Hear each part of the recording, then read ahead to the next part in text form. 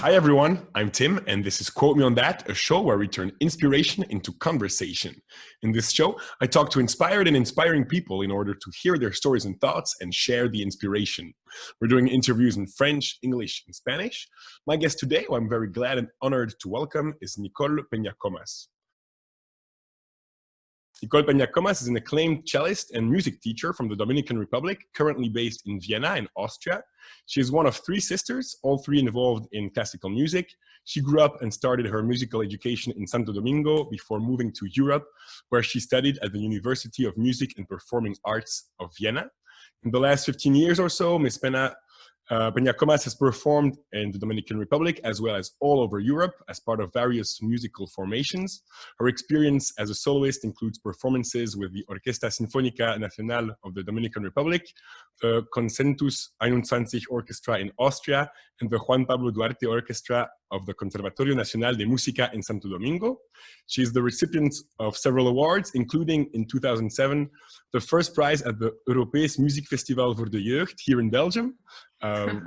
So she currently plays the cello in the Vienna Ensemble and in the band Spirituosi, which includes also her two sisters. She is one half of the duo Selvaggio with Chilean pianist Hugo Llanos Campos, and we're going to talk about that duo in a minute because they just released their debut album, and that's very exciting. Nicole is also a teacher. She teaches cello, flute, and music theory. More generally, she's involved in the promotion of music and musical education for all and has participated in several projects in that regard. Aside from music, she has also studied translation at the University of Vienna and is the founder of a company called Events by Nikki. So, Nicole, thanks a lot for joining me today. Well, thank you for the invitation, Tim. It's an honor to be here. No problem.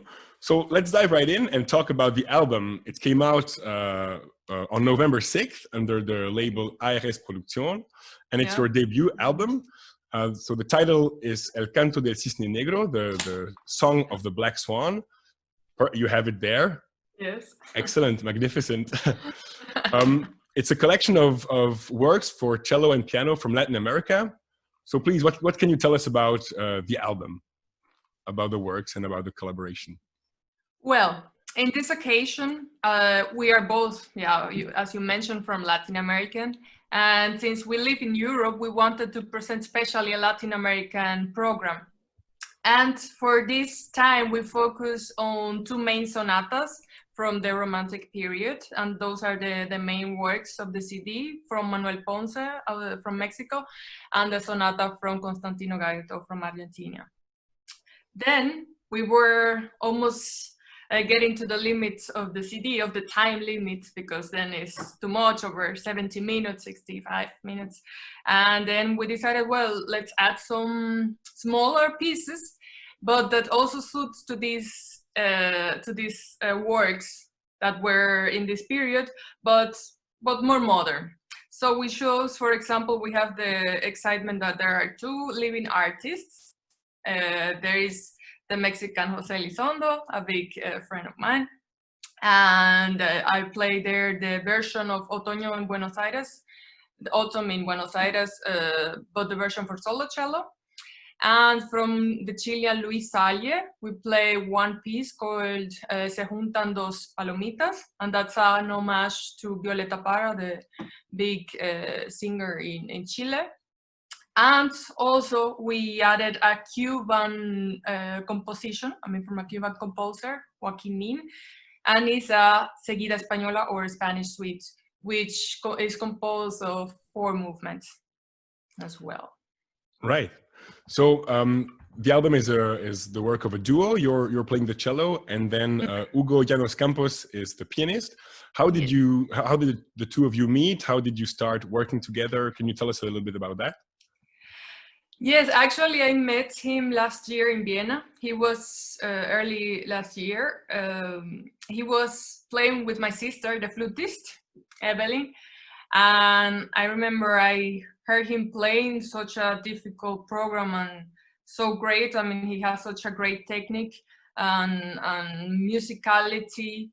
And I was impressed. And I thought maybe he would be interested in doing this project with me. So I asked him, and he said, yes, count with me. Yes. That's very nice. So then we started, because I think, and then, we started playing together, and it works so easily, so fast. And also, what is really important is the personal relationship, the chemistry of doing music. I mean, the personal chemistry. And then also that we understood each other from the first time. That was great. I mean, like, that never happened to me before with That's nobody nice. else. And yeah, it is great. You're going to keep working with him, I imagine, maybe. Yes, do other for concerts future and projects. Yeah. Excellent. About you now, about your education. I know you grew up in the Dominican Republic. You're from a family of musicians. What can you tell us about your education in music? And also, I more specifically would be interested in hearing if you could tell us about something that inspired you in particular, maybe somebody that you met or an experience that you had, a project that you were part of, and that inspired you to become the artist that you are now. Well, I will start from the beginning, very beginning. So I started studying music because of my sisters. They are older than me. Mm-hmm. And we started simple as an extracurricular activity in the afternoons. And once I wanted to play the violin at the beginning, but there was no teacher at the music school. So they asked me, but there is a teacher for the cello. This is an instrument really similar to the violin. So, okay, let's try it. I don't know what the cello is, but let's go. Let's do it. So yeah, since then I'm with the cello. Actually, what really was a motivation to practice or an influence were first my sisters, because they were really into it from the beginning, and they listen a lot of music at home, mm-hmm. especially Russian music, very passionate, and a lot of ballets from Tchaikovsky, or a lot of Rachmaninoff music, piano concertos. Like, I grew up listening to this almost every day. Right. Even though my parents are not musicians, we are the only ones. Okay. Yeah, I just started with us. And then, of course, I wasn't, when I studied in the music school in Santo Domingo, then I entered the conservatory.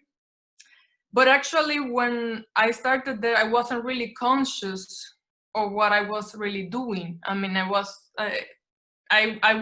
didn't really have this great level still. But then I said, anyways, let me try in Europe, because my sisters came first. They were already here. Right. And I said, yeah, let me try it. I will do the exam to see if I can enter the university and study. And I made it. And this is how the adventure studying here started, because I wasn't really sure if I wanted to study music or not. Right. Either. So, yes. So when is it? When was that? When did you arrive that to was Europe? 2006. Okay. And you've lived in Europe ever since? Ever since, exactly. In Vienna, especially. In Vienna. Yes. And that's when I started first the studies you mentioned, the translation and interpretation of languages at the University of Vienna, where I wasn't really sure of I'm doing just the music. So I started both at the same time to see which one will really work out. Right. So in the end, it was too much to do both at the same time. So I chose then the music. and yeah, I mean, so far it wasn't the wrong decision. So no, I'm happy I did. I think so. They say music is also a type of language, so it's related somehow. Yes, it is. About your experience of living abroad, I imagine you mentioned your sisters were there before you, but still, I imagine it must be a big change coming from Central America, coming to Europe, to Vienna.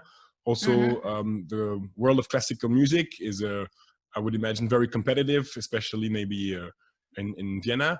What can you tell us about your experience of that? What were the obstacles or opportunities that you came across in that regard? Well, at the beginning, it was really a big shock because you had to learn the language. Here you have to, in order to enter the university, you have to do a German exam and pass it. If not, you cannot enter, especially in the Department of Pedagogy, what I studied to teach, because you should be able to tell the pupils what to do in German, right? Right. So yes, the changes of following all the rules that in Europe is really, really hard. But then, of course, with the time you get used to it. But, and also the food, the people, the cold, the snow.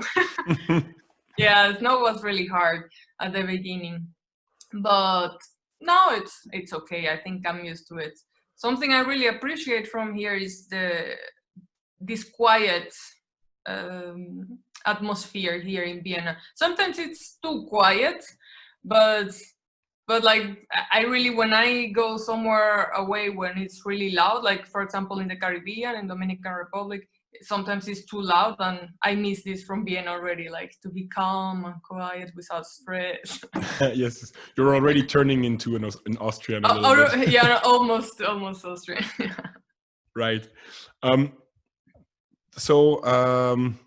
Yeah, when we said that you're also a teacher of music, when you are, how would you describe yourself as a teacher? What type of teacher are you?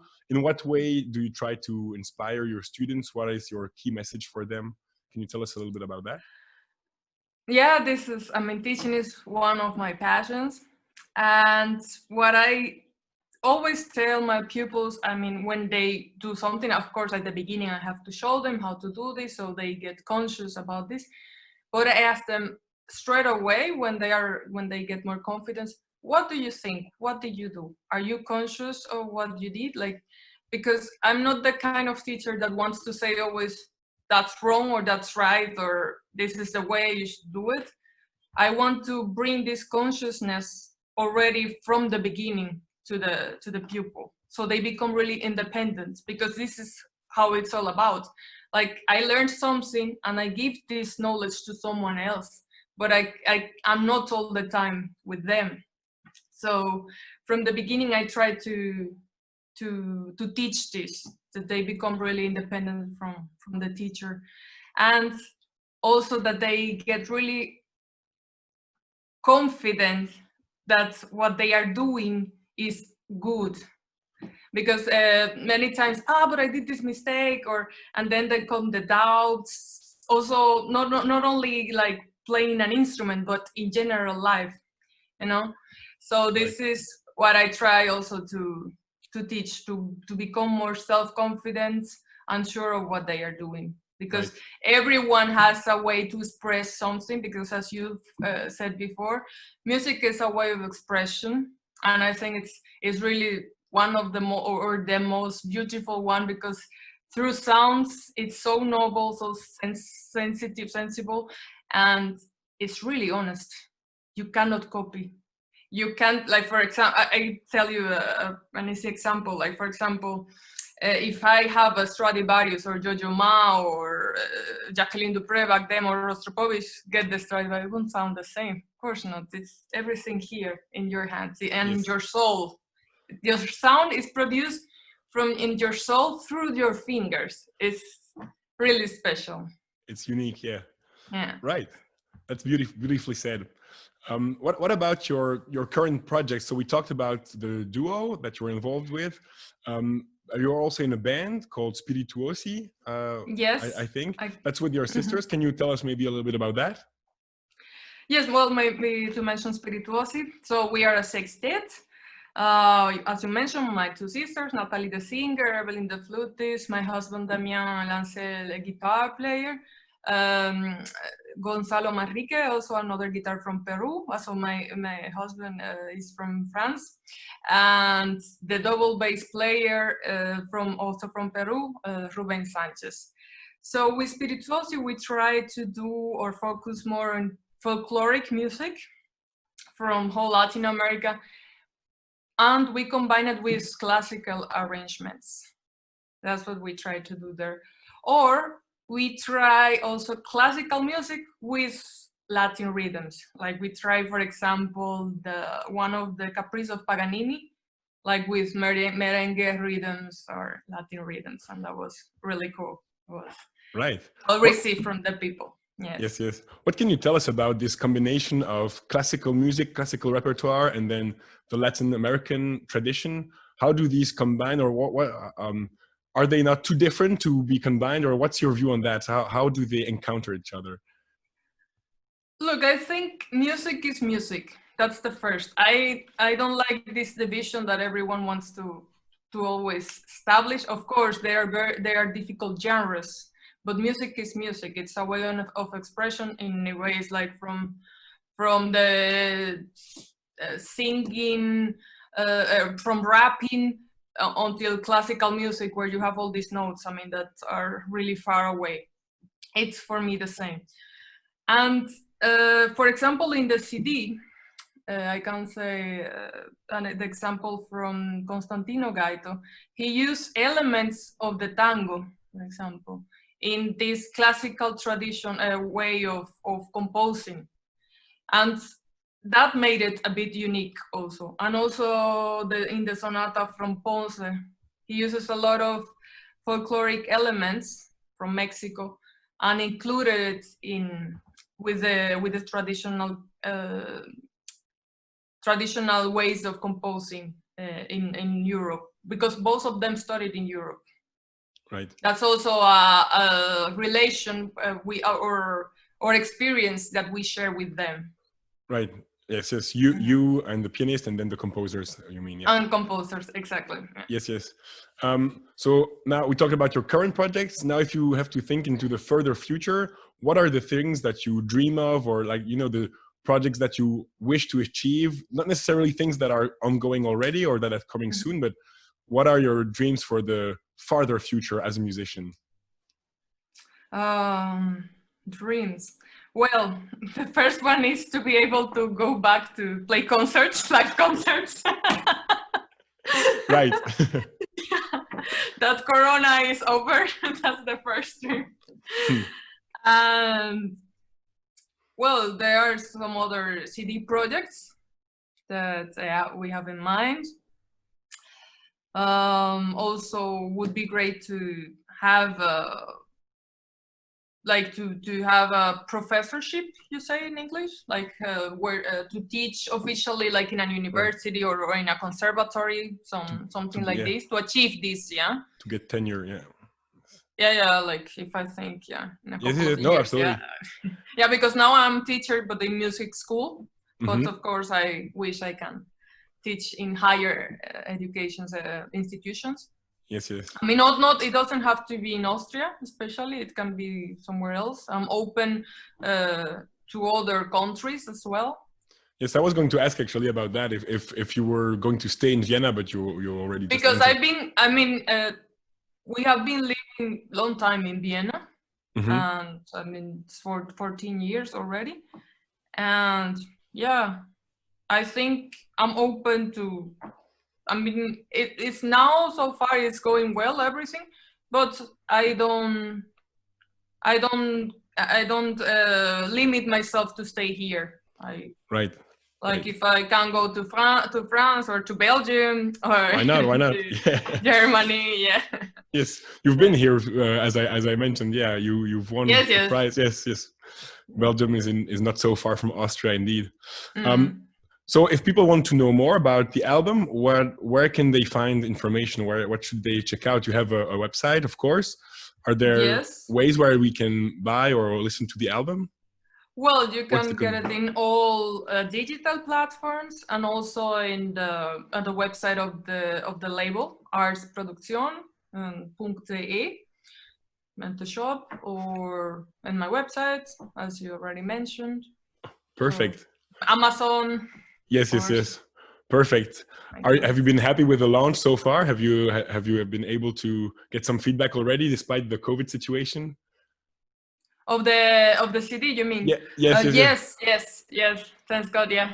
A bit. I wanted, actually, that was a problem we had, because the restrictions because of the COVID situation in Austria started already on the 3rd of November. And we had planned our release concert on the 4th. Oh wow, yeah. November 4th. So it was canceled, yeah, or postponed. Postponed, yeah. We had to, we decided to do it next year already, since in December it doesn't like it's gonna happen. I don't see how the situation getting better like until Christmas. No. Yes, yes. So yeah, we prefer to do it in January. And sorry, it was about the COVID, the right, no, I, about the feedback from the album, as you the feedback. Yeah, thank you. The concert could not happen, COVID, yeah. But yes, yeah, exactly, the feedback. Yes, I got it from good cellists, Austrian cellists, and this is already a great feedback for me as a cellist. We got already from Pizzicato, that's a big magazine in Luxembourg. And we got a great critic, for our first CD together, and we are very excited. Also from personal critics and from friends, and yeah, of course, the family always is there. Excellent. Let's see. We are open to more critics and reviews. Absolutely. Positive. Yes. Let's encourage people listening to this talk to also check out the CD and discover what you worked on. Well, Nicole, thanks a lot for talking to me today. It was very nice to learn a little bit more about your album, your education, your career, coming from Central America all the way to Europe. I don't know if you have any closing remarks or anything else that you wanted to say before we conclude. Well, I would like to thank you for the invitation once more. And I invite people to never give up and follow your dreams. That's a very, very good way to end this interview. Right. Thanks a lot. Thanks also to everybody who watched or listened to this interview. This was Quote Me on That. We're turning inspiration into conversation. So don't forget to subscribe, and I'll see you next time.